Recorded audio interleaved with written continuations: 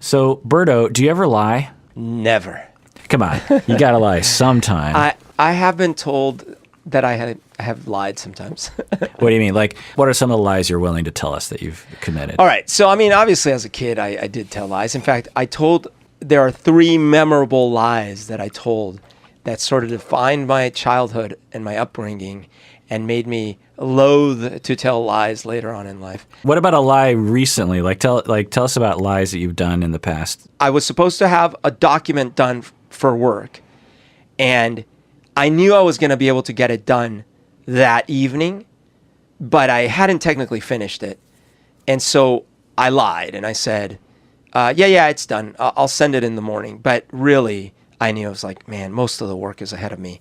But I did like the mental calculus. And so I did, in fact, send it in the morning and it was fine. But it was a lie. Yeah. So, that counts. Okay, so let's drill down on that one. Why did you lie? Well, because, let's see, I didn't want it to sound like I wasn't making it a priority or that it wasn't important to me. Why did you not want it that? Because I didn't want them to feel like I was, like I wasn't taking it seriously or I wasn't, like I had other priorities that were more important than this thing. And I know this sounds repetitive, but why didn't you want that? Because that would make me look bad in their eyes as a worker, as a coworker. And why didn't you want that? Because then they wouldn't trust me as much next time. And ironically, I know this is, no, it's okay. It's okay. Stupid for me to keep asking, but I am genuinely curious. Why wouldn't you want them to not trust you? Well, because then, first of all, this could be a snowball, right? Like at first they don't trust me with a small thing, but then over time it's like, yeah, let's not work with Humberto because like, I don't know, it's kind of hard to rely on him. And then pretty soon I might be out of a job. And then if I'm out of a job, I might not have food. And then I might starve. I might end up on the streets begging. I might die. Right. Death. I lied because I'm afraid of death. Right. I mean, there. You wanted to know why. That's why. Well, I mean, I learned it from watching you. Is it accurate? Probably. I mean, if you follow the trail of thought, yes. Yeah. I think we could have ended with, they would think bad thoughts about me. Sure. The tribe might kick me out. Yeah. Well, and you have, rejection traumas. Oh, right. That's true. I mean, which could have led to you lying as a third grader as well, because your mom literally abandoned you. Oh, yeah. So we've talked about this before, that it could have been, because, we talked about this. My dad didn't beat me, so I wasn't physically afraid of telling him something. Why was I so afraid? He did raise his voice, and you know what? When he raised his voice and he made a scrunchy, scary face, it's like this kind of like, you see it with that was scary. But I don't know. Like my fear was so much greater than that. And so we've talked about how maybe it was, in fact, that I subconsciously was afraid that if I did something wrong, I would lose my dad as well. Yeah, when we're rejected or we feel rejected, sometimes just divorce can do that because one of your parents becomes less involved in your life. We blame ourselves. We think, if I was a better boy, this wouldn't have happened. It's self-centered, but that's the way children think. And so to be a bad boy means rejection. It's happened before, and it could happen again. So I'm going to head that off at the pass, and I'm going to lie. I'm going to trick, and that will solve my anxiety, and it will make me feel more secure. But as you said, it's ironic because lying actually will jeopardize your standing and your acceptance from the other person, right? Yeah. And to drill down on this a little bit, we've talked about this before, and I'm reticent to bring it up again, but you did this exact same lie to me a few years ago when we were going to a Halloween party. You remember that? Yeah, when I was on the way. But so that one is... or was, I guess. I don't know if it's so much recently, but that was a very common lie that I would tell, which was about how close I was to leaving or being at a place. Right. So that was, if it makes you feel any better, it wasn't just you. Oh, no. I know it's not me. I knew Berto was like that. I knew that Berto has a complex around disappointing people such that he will lie to avoid disappointing people and thus disappoint people with his lies. Humberto invited me to his Halloween party, and it was like an hour drive away. It was pretty far up north, and it was an amazing Halloween party in the end. But I did not want to arrive at the Halloween party before you because I don't know these people. I don't know anyone at this party, and I was like, no rush. I'm not. Me and my friends we're having fun at my house. No big deal. But can you let me know when you're there or almost there? And I don't mind getting there at 11 p.m. Like, it's no big deal. No, because I knew if I put pressure on you, you would interpret it as I was getting increasingly disappointed that you weren't leaving. Right. You're like, oh yeah, and we went back and forth a few times, and then you texted me, I'm on my way.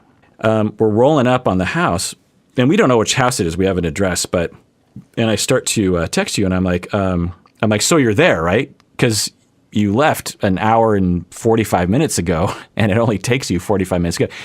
And you're like, oh yeah. We're parking. And I'm like, you're parking? And because we were parking, and I was like, I don't see you. So we park.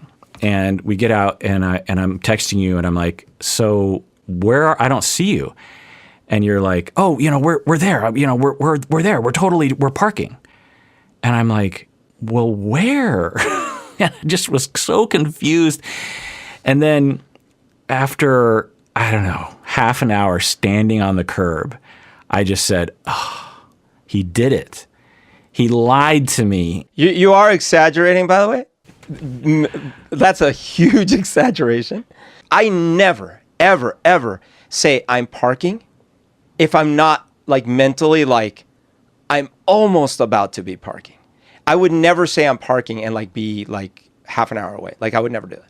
So like, for example, I've done this like countless times going to Seattle, which by the way is the worst.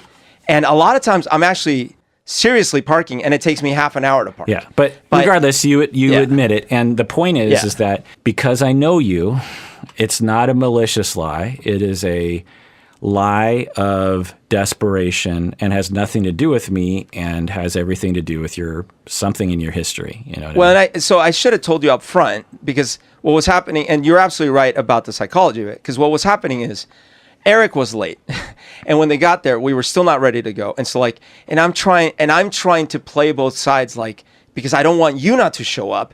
So I'm like, if I tell him, like, he might not go, and then I don't want him to not go. And so you're absolutely right about that. But I should have just been like, hey man, we're running late. Eric just got here. Yeah. Like, it's gonna take and I would have hour. been like, no effing problem, man. We're having fun here.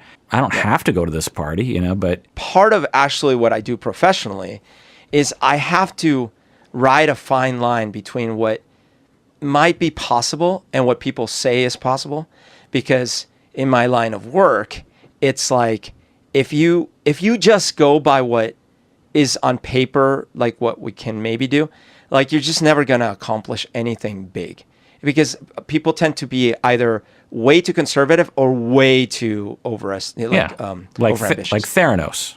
Yeah, exactly. Lying. So part of yeah, sure. But like, so part of what you have to do is like, you have to basically draw a mythical line in the middle. Lie. You could call it lie, but it's really like estimation. Not tell the truth. I have a bone to pick with society, not you, Berto, but with society drifting away from the virtue that we all learned when we were 5 years old in kindergarten, that you do not lie. Conspiracy theories are based on this assumption that people are lying, and they're not wrong. People are lying. The government is lying. Just not about that, but they are lying, and they are liars. And if we're going to have a society, one-on-one, you and me, Berto, if I'm going to trust you, if I'm going to say, well, he says he's doing this, and I trust him, it's got to stop people. Try to gravitate towards the truth. And in business, because our capitalistic society rewards Enron, Theranos, all these other people, the liars get the money, the liar gets elected, then society looks up to these people and says, well, that's just what you do. And if you're going to get ahead, you have to lie. Why? Because we do not punish people for lying.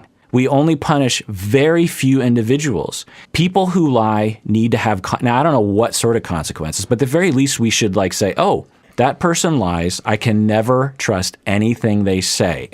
As a person who considers the truth to be very important. And from the day that I lied one of the very first lies I can remember saying was I was 4 years old and I stole my friend's Matchbox car, which was totally stupid because I had the exact same one. In fact, mine was newer and it looked better.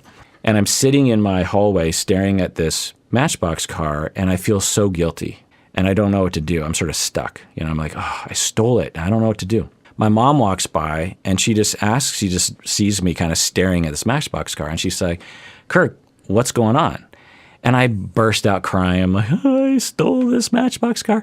And I'm thinking, I'm going to be strung up because, lying is bad. It's wrong. And my mom says, well, just give it back. And I was like, oh, okay. So I gave it back to my friend and my friend was like, oh, thanks.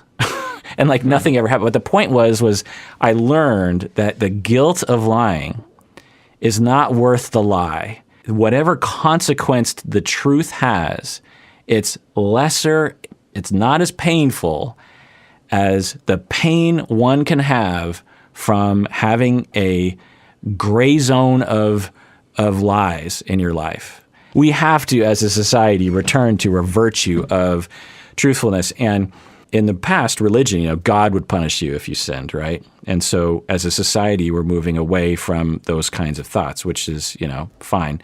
But we haven't replaced it with another constitution, if you will, of human behavior. And I feel like lies have become so normalized that it's like, well, it's not that big of a deal. Like, they won't find out.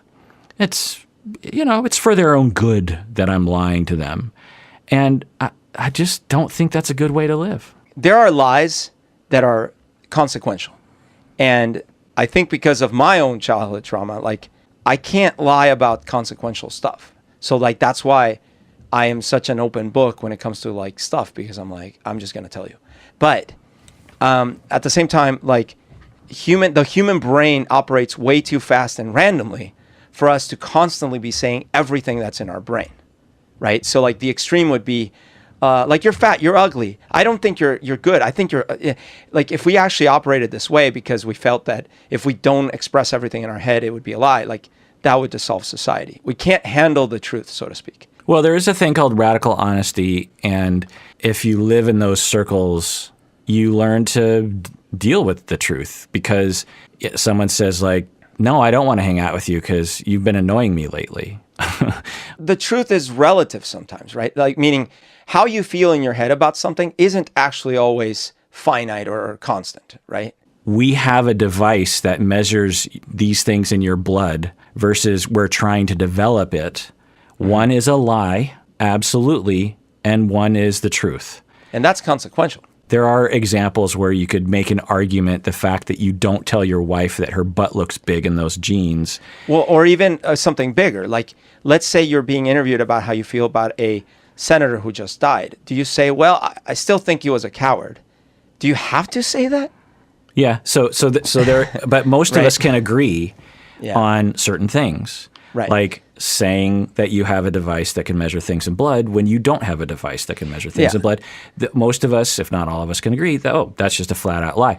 But we have normalized those lies among many others in our society that it distresses me. Again, you see the consequences in our society. There are so many people who don't even believe scientists when they say that the Earth is a sphere. And that's consequential. Scientists lied to me before, and they have. Scientists have lied to them before. Cigarettes don't cause cancer. They have lied in the past. It's wrong. It's wrong, and it destroys democracy. If we want to have a democracy, we have to work together, and we have to trust institutions like science, like journalism, like politicians, like your neighbor. We have to be able to trust each other. There has to be an assumption of truth. It's not okay. Now, if you end up lying on accident in the moment, as Berto was kind of alluding to, fine. Follow it up with the fact, I'm sorry, I just lied. It was a knee-jerk reaction. It's a problem of mine. Here's the truth. Da-da-da-da-da. You can always say that.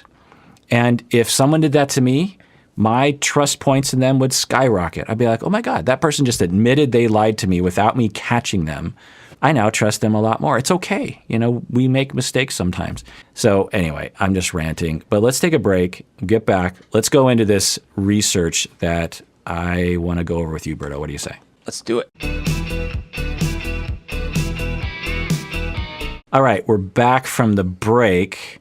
I'm trying to figure out what I would have you do, Berto, in this situation to convince people to become a what if a radically honest person were to try to get the listeners to become a patron of the podcast? What would that sound like?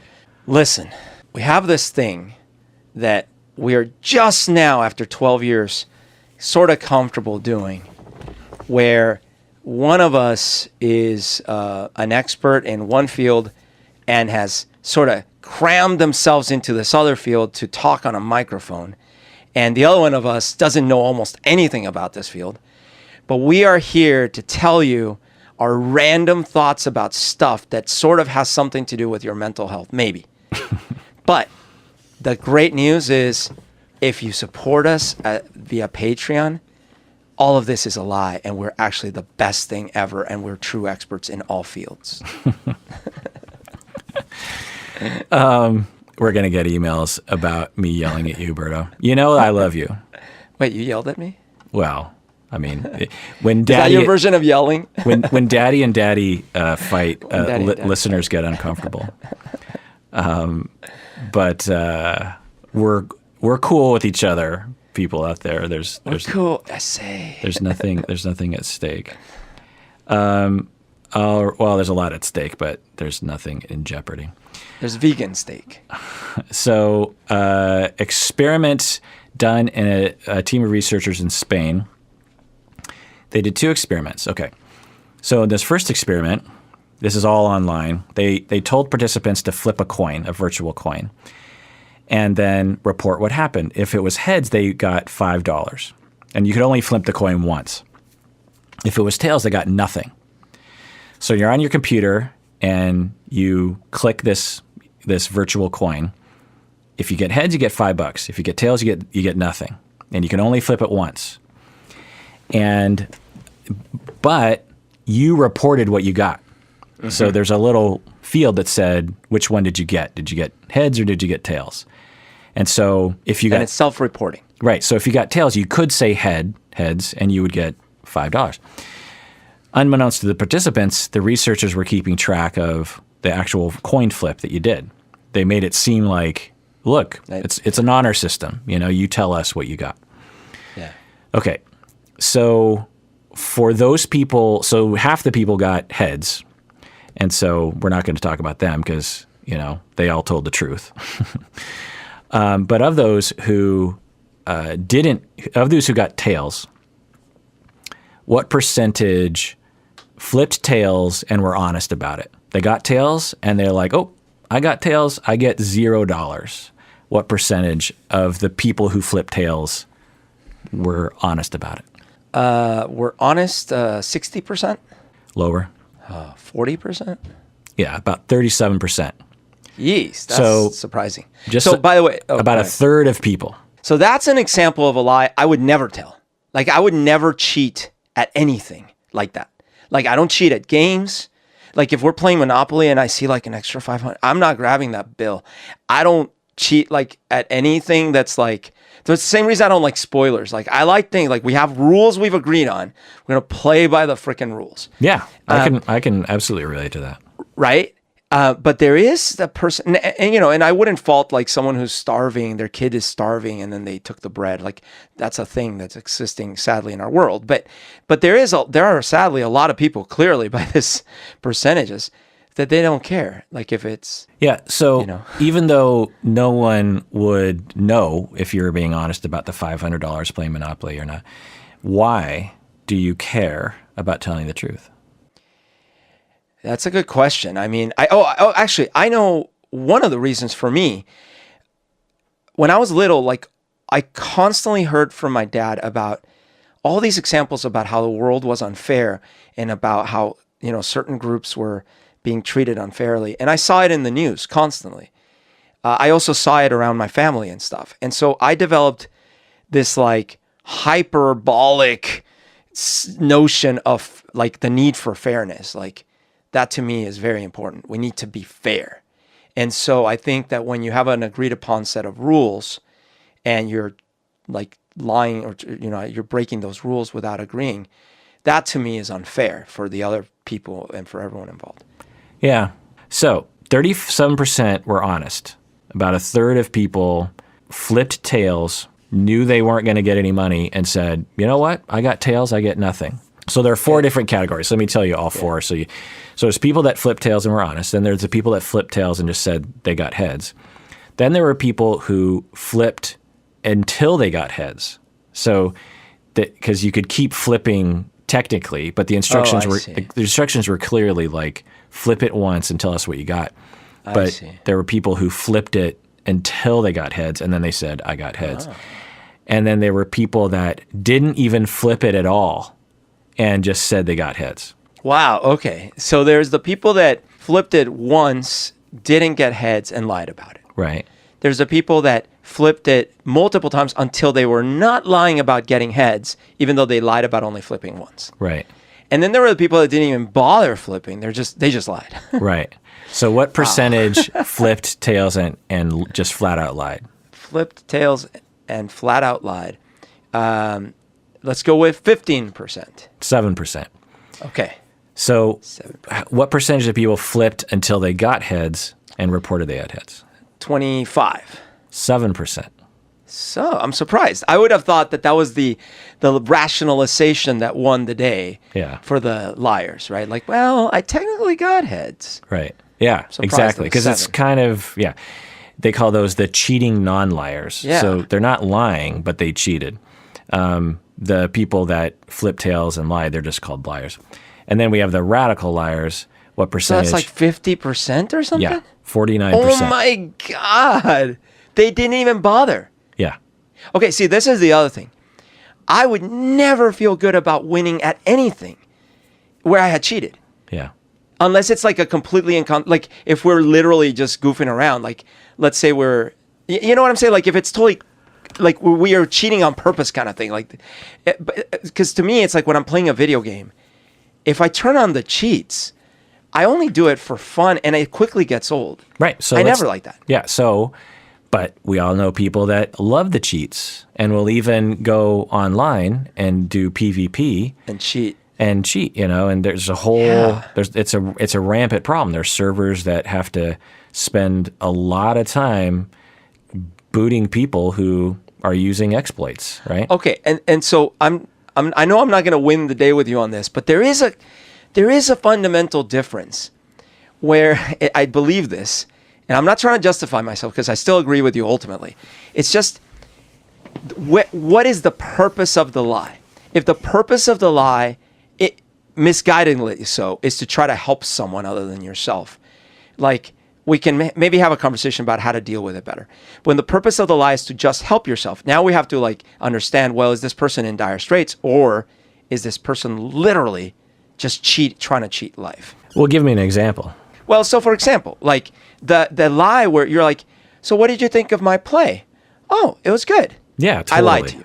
Yeah. But I'm not hurting you. I mean, I'm trying not to hurt you. Now, someone might say that actually hurts you. So we could have that conversation and say, maybe I can give you a different kind of feedback. Yeah. I get it. But I'm not malicious. I'm trying to like not bring you down or something. So it depends on some level. So I'll just think for myself. If someone's play sucked, and I've been there before, and they asked me how things went, and I would not say, wow, if I thought that they thought it went well or they were hoping it went well, I would say like, wow, went well. It's cool. Yeah. But I'll tell you, this would be perhaps the cheating non-liar part is I would find something that was true and I would say that. I would say that's actually what I usually do too when these situations arise. Is I'm like, I just couldn't believe how much effort was spent on the lighting. It's really amazing lighting. Yeah. Your costume was amazing. It's amazing. Oh, that's just my clothing. Oh, well, geez, even better. It's amazing. You have a great sense of style. Yeah. No, I would find something like wow, it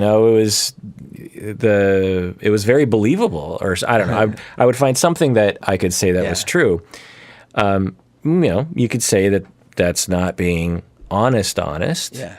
But I guess my point with it was, look, there are times where you might fudge the truth or maybe even flat out lie, but your intention wasn't for you to get away with something and like cheat life. Well, like but you see what I'm you saying? kind of are. So say, Berto, let's make it real personal. You have a performance with your band, and I would go to your shows a lot of the times, and you come out off the stage and you come up to me and you're like, how do you think it went?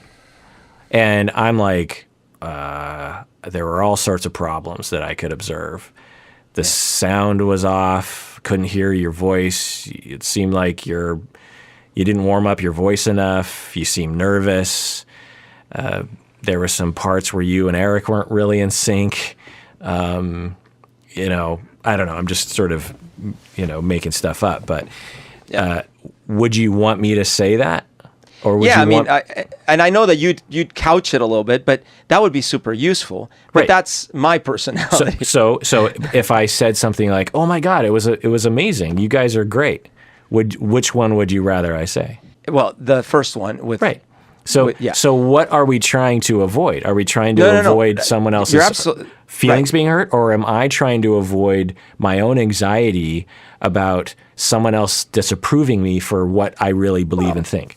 Absolutely, but this isn't black. This is the thing. I know you're not trying to make it black and white because I could envision a billion hypothetical But scenarios. I think where a lot of times we make excuses for white lies. That's not fair for the other person, but for we're lying for our sake, not for their sake. But you could imagine a relative passes away and then like, tell us a memory you had. Well, and then you could say, so I have no good memories with this relative. They were really not an important person in my life. So I've been here before. So this is actually, this is just one of your examples, but I actually hate it at funerals when everyone talks 100% positive about the person who died. I mean, everyone is free to grieve in the way that they want to, but for me, I'm like, so the funerals that I go to, the memorials I go to, where people will give some of those nuanced stories, maybe even a negative one, and then they will say something nice. I trust those people so much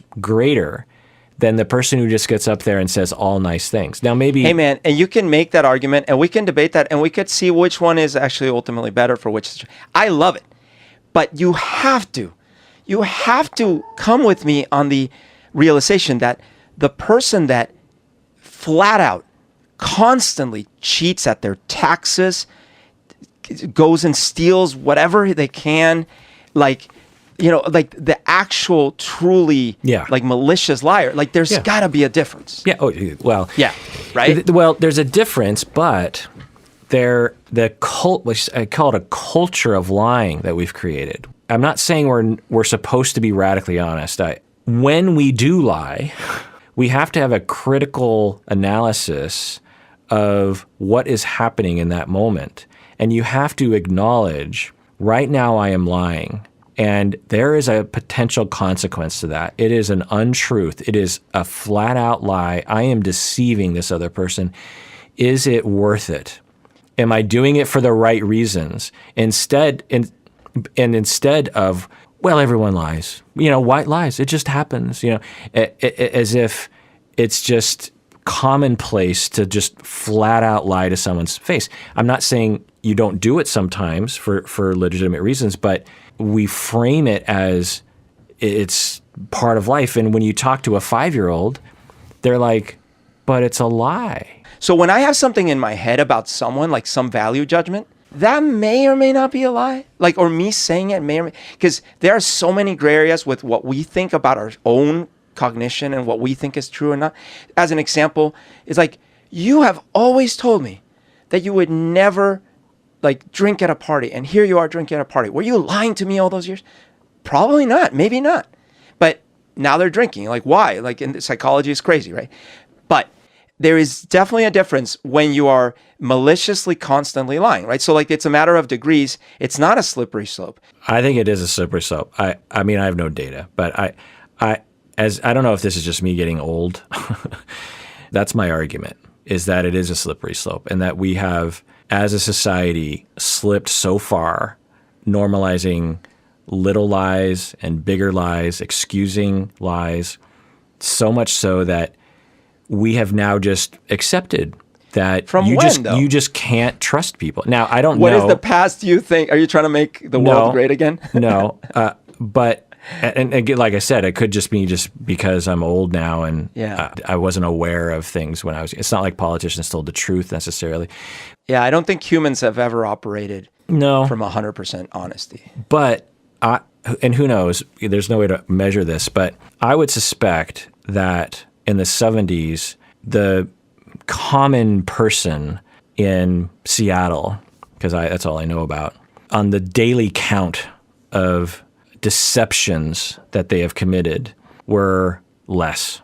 Jimmy Carter, when the country was experiencing troubles, if you don't know, he was a president of the United States and such.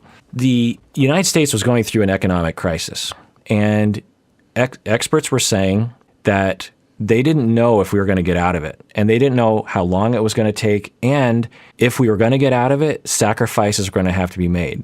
People were going to have to lose jobs, like to get out of the deficit, to get the economy back in line. We were going to have to cut programs. Bad things were going to have to happen. Jimmy Carter, because he was so religious and this sort of guy, and is still that guy, he's still alive, right? I think so, yeah. He gave a speech to the American public and said, here's the deal. We are in a crisis right now. And if we're going to get out of it, here's what we have to do.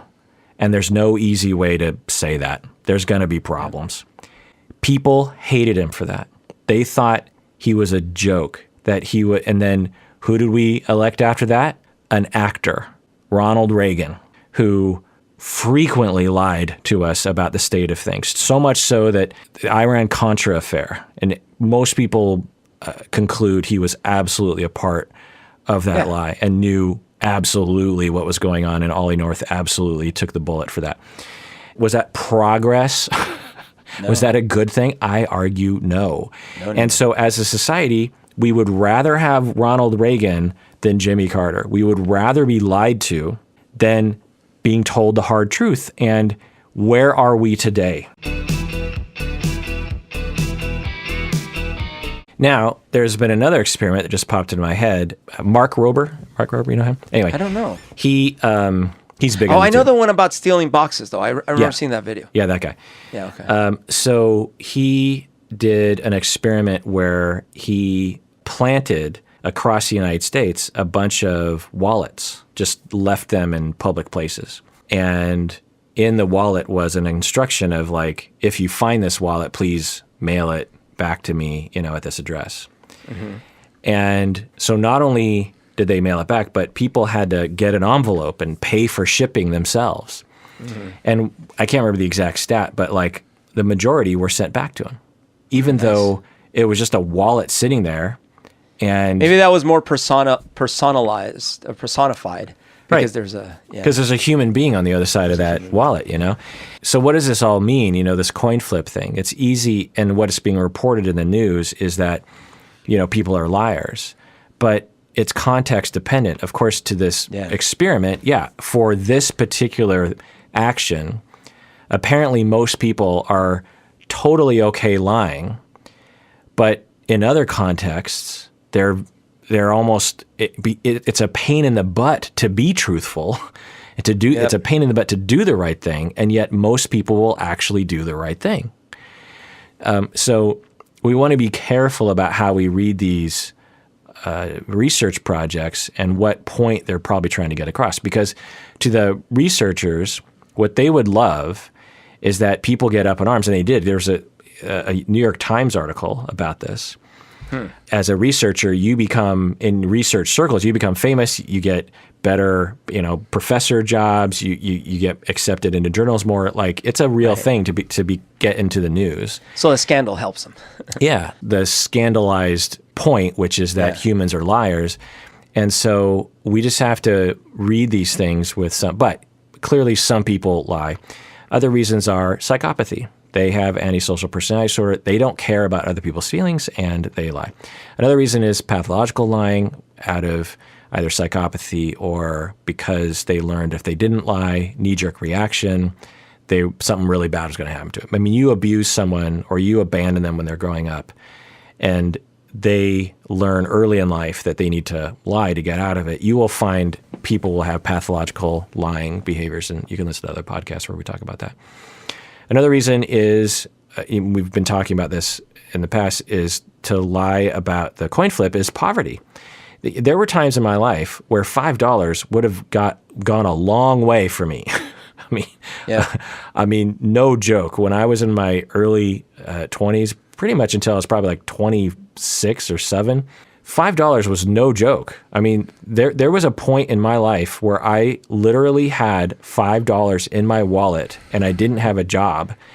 Oh, God. And I had like a gallon of gas in my car, and I didn't know what to do. You know, I just started driving around Ballard, looking in despair for just to find a job. And I drove by Godfather's Pizza, and they said hiring drivers.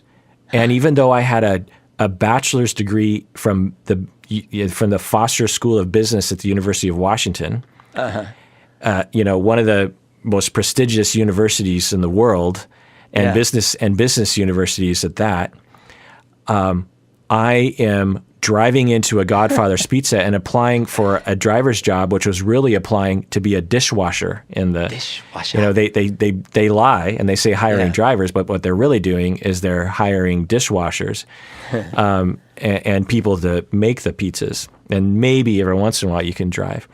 And so $5, there were times in my life would have gone a long way. And if I was given this test, I'd be like, I better get heads because I need those $5. I need that $5. That's doubling my wealth. Yeah, like that'll last me. I don't have to find a job another day. Anyway, that literally happened to me. So I graduated, and with the business degree, and had a really hard time getting a job. I was stupid. No one mentored me. Like no one told me like, here's how you get a job. You get an internship.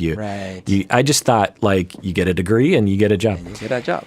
Also, destructive entitlement, we talk without going in. You can listen to my full deep dive on Naj and contextual family therapy, but there's this notion that when you get ripped off in life, you're abandoned, you're abused, you are fired from a job that you didn't deserve to be fired from, you develop what we call destructive entitlement, meaning you feel entitled because you didn't get what you deserved in the past, but it means that you will take from in the future. Your ledger is off balance and you feel like you're owed things. I see. And so some of you out there might know people in your family that are like this. They seem to never give as much as they get. And they seem to be very expectant that they're going to get things. And I'd speculate that would lead to more lying on this thing. Okay, the next experiment, and then we'll end with this, is instead of a coin flip, it was a die, a 6-sided die. And it was virtual, and you would roll it. If you rolled a 1, you got $1, and all the way up to 5, you would get $5. But if you rolled a 6, you got nothing. Okay? So this is different. It's not binary. It's not, 1 or 0. It's like there's a gradient. So there's a little more, like, for you to claim, like, for example, if it was, hey, if you get a 500,000 out of a million, you win $5. Like, you really got 500,000? Really? So, what do you think happened? I'm betting that there was a small change in the percentages. Maybe it was not that small, but there was a change in the percentages because more people feared being called out, being caught in a lie because the odds are not quite as easy. So you think, like meaning like it's probably a little less likely they actually are telling the truth. Interesting. So I would say that like if it was 38% were the only ones that told the truth, maybe that went up to like 45% or something. Nope. The percentages were pretty much the same. The only difference was for those that lied, many people lied not that they got a 5, but they got a 3. So if they rolled a 6 or a 1, they would say, I got a 3. So they would lie, but not all the way to 5. They would average out the lie. So why would they do that? I mean, if you're going to lie, why not just go for 5? Wait, did they get? Sorry, did they get any money partially? Yeah. So if you roll a one, you okay. get $1. Up to five, you get $5. Yeah, it's the whole like it's a line from Tombstone. Doc Hollywood says, Doc Hollywood. Yeah, Holiday. What's his name? Holiday? Holiday, not Hollywood. Doc Hollywood. Doc Holliday says, my hypocrisy goes only so far. Because, like, okay, I'm lying, but I'm not going to lie that much. It's, I got a 3. Right. Apparently, if we're going to lie, somehow it feels like less of a lie if we don't lie as much. Right. It's like there's a guilt there. It's like, well, I want to lie because I feel like I deserve it, but I feel like I shouldn't go full lie. It's like, did you finish all your beans? Yeah. Now, there were 3 beans left, but I ate most of them. Right. Whereas instead if it's of like, did you finish your beans and you haven't touched them? Yeah, exactly. Or I guess an analogy would be, did you finish your beans and then you haven't touched the beans, but you quickly scoop some beans into your mouth and you're like, Rurf. yeah, I finished them. So that's an interesting one. In high school, and not high school, in junior high, we had to do an assignment that was you had to keep a journal for 6 months. So it was 6 months worth of journaling. So this amounted to, I don't know how many pages, but it was not a little bit, like you had to do it. Okay, I didn't do it. I didn't do it because I was terrible at homework. And You were? I didn't know that. Oh yeah. I could never do homework well. Like I was so good at classes, like I could pass the tests, no problem. Why wouldn't you do homework? I think it was, I wouldn't call it officially ADD, but I couldn't sit down and concentrate. Like I would just immediately get up and I would. Yeah, you could. I mean, with your computer, with your. Yeah, with stuff I cared about for sure. Right. The school stuff I didn't care about. Like math, absolutely. Computers, absolutely. Geography, what? I got to sit down and memorize these So you didn't want to do it. Probably. But I did try. Like my dad's like, go upstairs. You got to do a thing before you can't watch TV. And I would sit there at my desk and I have these painful memories of just sitting there and just like staring at the book and like, I don't want to do this. I don't want to do this. I don't want to do this. And then I should probably go get a glass of water first. Like that would happen a lot. Right. But anyway, so let alone keeping a journal forget about it. But I wasn't the only one. A couple of my friends didn't do it either. Here's the difference. The night before, the 2 of them crammed to put together some half-ass pretend journal. Yeah. I don't even know what they did. I think I've done that. Specifically, I remember having an assignment, maybe even in graduate school. Where you had to do. I couldn't do it. I could not get myself. Why? My hypocrisy goes only so far. So I didn't turn in anything and I got the failing grade. Oh.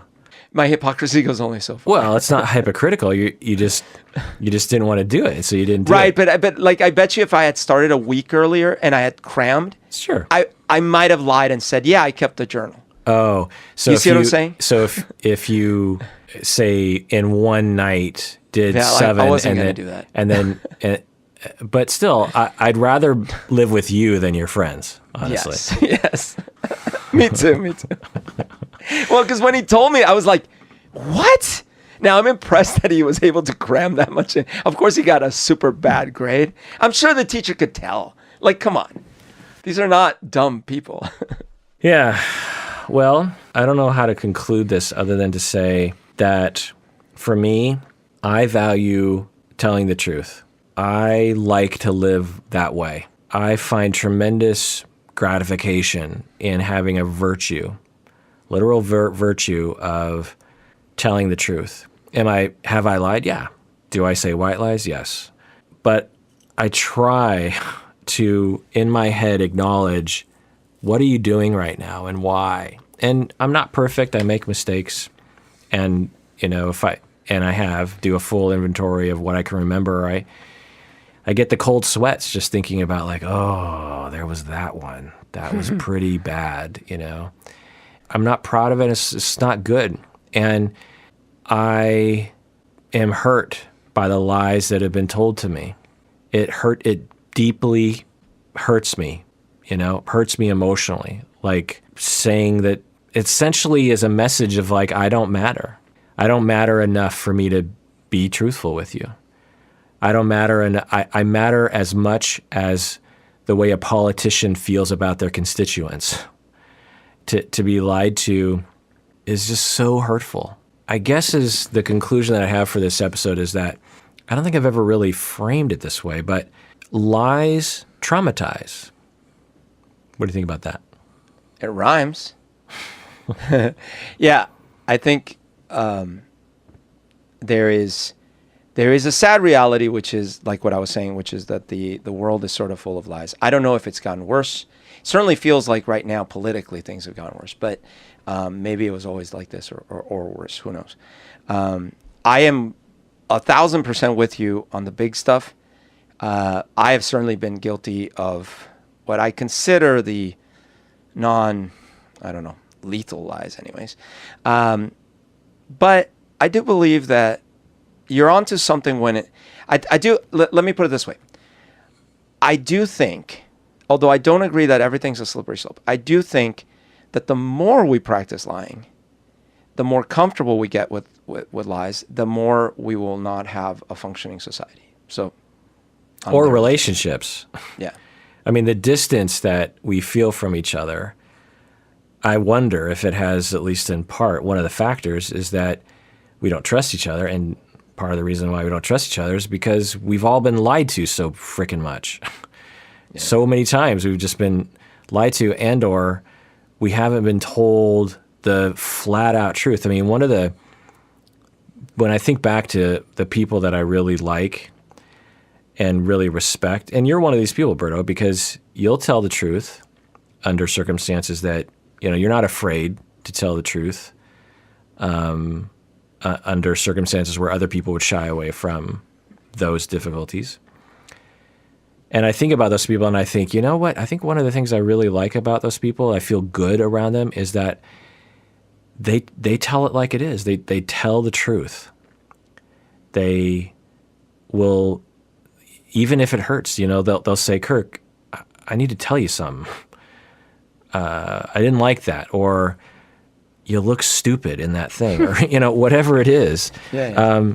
Whatever sort of negative feeling I get from the insult or whatever is far offset by like, oh my God, I can trust this person. Yeah. They're telling the truth. They're likely to tell me the truth in the future. How wonderful is that? So people out there, like, think about that in your own life. What gift can you give to people by insulting them? Honestly, you give people a gift of truthfulness. Well, that does it for that episode of Psychology in Seattle. Thanks for joining us out there. Truly, because you enjoy it, because you deserve it, and you enjoy it, you better enjoy it. Wait, what in the world? How do we end these podcasts? Everyone out there, please take care of yourself because you deserve it.